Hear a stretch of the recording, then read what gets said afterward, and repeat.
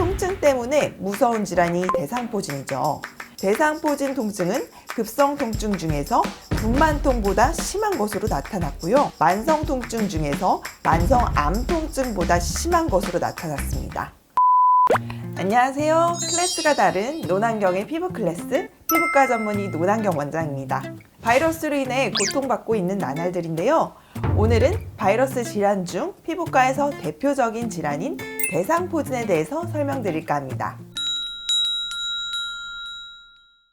대상포진은 코비드-19 감염증과는 다르게 효과와 안정성이 확립된 백신도 있고 치료제도 존재합니다. 너무나 다행이죠. 대상포진은 수두바이러스가 신경절에 잠복해 있다가 재활성화가 되어서 발생하는 질환입니다.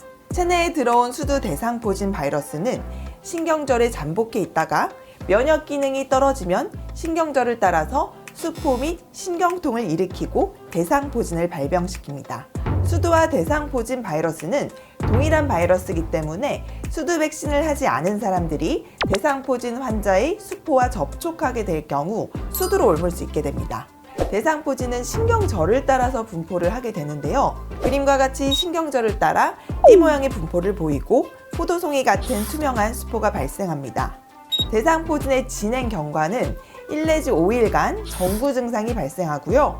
발진이 생길 부위에 통증, 가려움, 따끔거림 등의 증상이 발생합니다. 7 내지 10일경 발진이 발생하는데요. 물집, 수포, 발열, 두통, 오한, 위장장애의 증상을 보일 수 있습니다. 2 내지 4주경에는 각피가 형성이 되고요.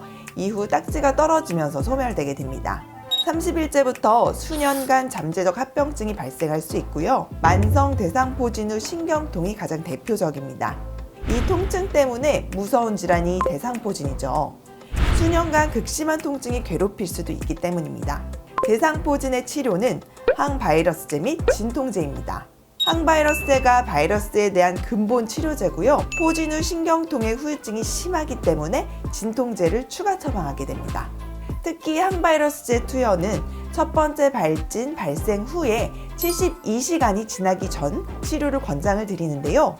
조기 투여가 신경 손상의 정도를 줄여준다고 보고되고 있습니다. 신경통의 후유증의 강도가 줄어들게 된다는 의미죠. 통증에 대해서 조사한 결과 대상포진 통증은 급성 통증 중에서 분만통보다 심한 것으로 나타났고요. 만성 통증 중에서 만성 암 통증보다 심한 것으로 나타났습니다.